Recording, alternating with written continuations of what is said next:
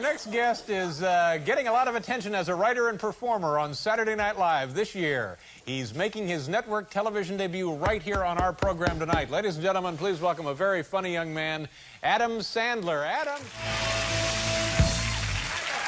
Thank you very much. Thank you. I appreciate it. Thank you. Thank you. Okay. Basketball season really going hot and heavy now, isn't it? Oh, yeah. Like to do a little impression for you. Will Chamberlain scored 100 points in one basketball game. That's a lot of points for one game, isn't it? 100 points, one game. I'd like to do an impression for you. This is the 4 other fellas on the team with Wilt during a timeout. Hey, I'm open, man. What are you doing? Pass the ball. I got my family here. You got like 94 points already. Ed has 2. That's because you bounced it off his head. Just share the wealth a little. Here's my impression of the coach on the other team. Who's covering Wilt? Well, stay on him. I believe he's hot. Feel nice. I like to say hi to I got a girlfriend right now. How are you?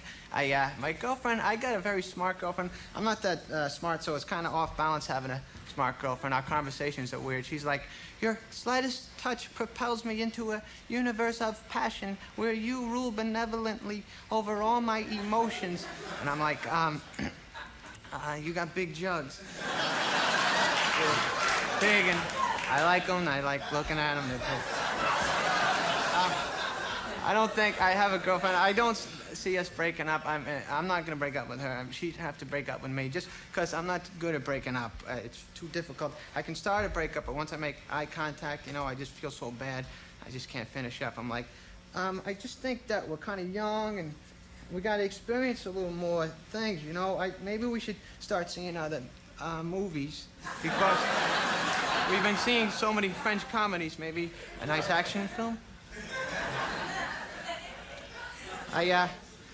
Back living in New York. New York, known for a lot of strange people. This guy came up from behind me recently and put a machete to the back of my neck, and he goes, "Hey, what's more packed with peanuts, a Snicker bar or a Baby Ruth?" And I was like, wow, this guy's a little whacked in the head here, you know? Of course it's a Snicker bar, you know?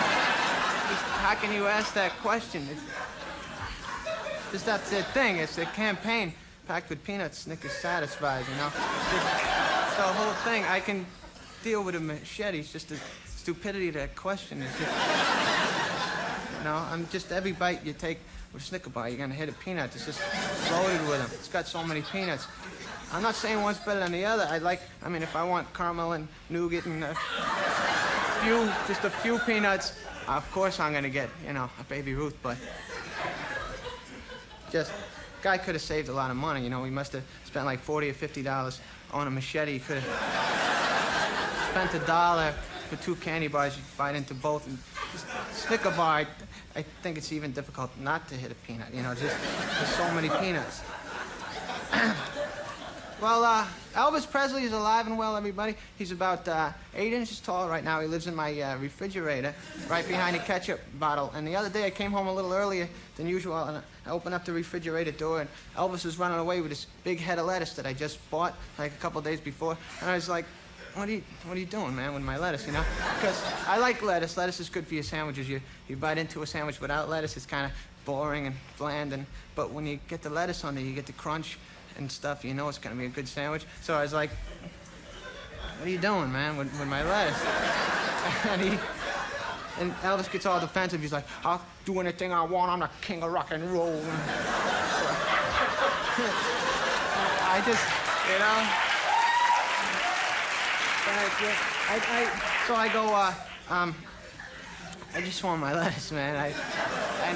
all of a sudden he bolts to the back of the refrigerator. There's a part of the refrigerator where I can't reach. He's right out of my reach, and he's kind of like sticking his chest out because he's getting real cocky because I can't grab him, and he's spinning the lettuce on his finger, and leaning back, you know. Starts humming "Love Me Tender," and I go, "Love Me Tender." I don't even like that song very much, and he goes, "Oh yeah, you don't like that song? That song made me a lot of money." I was like, "Well, why don't you buy your own lettuce then? You know, if you got so much money, you know." Then the little chuck wagon guy lives in my house too. The chuck wagon guy's always running through my house in the middle of the night, waking everybody up. Hiya! Hiya! Take it easy. So one night, I just set a trap up in my house to get the guy because I was laying in my bed. I set the trap up, and he starts running through the kitchen like 2 in the morning, waking me up. You know, hiya! I don't care about anybody. I'm the chuck wagon guy. If I'm not sleeping, nobody's sleeping. So the trap was like little hay in the corner of the kitchen, and the horse chewed some of the hay, and it got to the certain level, and a guillotine just came down and snapped the horse's head off. And I took the horse's head and put it in Elvis's bed, like the Godfather. And I was like, "Why don't you start paying a little rent money now, Elvis?" Now Elvis is a little kiss ass. He's like, I cleaned the fruit and vegetable section today. Thank you very much, everybody. Nice job. Thank you. Very, very funny stuff. Where are you from, exactly? From New Hampshire. Originally, I'm from Brooklyn, but then I moved to New Hampshire. What part of New Hampshire? Manchester, New Hampshire. Not familiar with it. I'll take your word for it. I've heard of it. It's very nice. And now you're working on Saturday Night Live, so you moved back down to New York, and have you adjusted pretty well to the city here? Yes, I like the city's very nice. I took a cab recently. I took a cab, my cab driver, you know, everybody always talks about the weird cab drivers. We were driving along, me and the guy, and he killed the dog on the way. He didn't hit the dog with a car, just got out and stabbed the dog. Oh, no. Big night. Yeah, that's awful. And have your apartment checked for radon when you go home. And you actually have a girlfriend, a nice woman, smart girl? Nice, sweet girl. Yeah. How long have you known her? A couple of years now. Yeah. And I'm glad I have a girlfriend. I don't have to ask out girls anymore. I used to, New York, I lived here a few years ago, all the pretty girls, and my friend, I don't I like pretty girls are nice to look at and all. I just don't like mediocre girls are better, you know, and they don't get me nervous. I was with they don't get you nervous. Yeah, like the good-looking girls. I was with my friend, and we saw this good-looking girl, and he goes, "Go ask her out." I go, "I don't know what to say to her." He goes, "Just ask her out. The worst she's gonna say is no." So I asked her out, and she goes, "Get away from me, you loser." I'm like, I think you broke the rules there. Yeah. I wasn't exactly counting on that. Yeah. It hurt my feelings. Are there comedians from New Hampshire aside from yourself? I don't know. I don't know. I'm not sure. I bet if they were, they would be very funny. Yeah. Funny guys. Who's on the show this week? Oh man, from SCTV, yeah, the mother in Home Alone. I forgot her name. Oh, Catherine O'Hara. Yeah, she's very funny. Yeah. And REM's on too. Oh, that's a great show. That's gonna be great. Yeah. All right. Knock it off. Oh, hi. How are you? My thanks to everybody who was here. Of course, Albert Brooks and Adam. Pleasure to meet you. I hope you come back as often as you like. Nice to have you in the neighborhood. The Orange Guy. Now, listen to this. We don't have time for the Orange Guy tonight, but hey! He'll be here tomorrow night. Good night, everybody.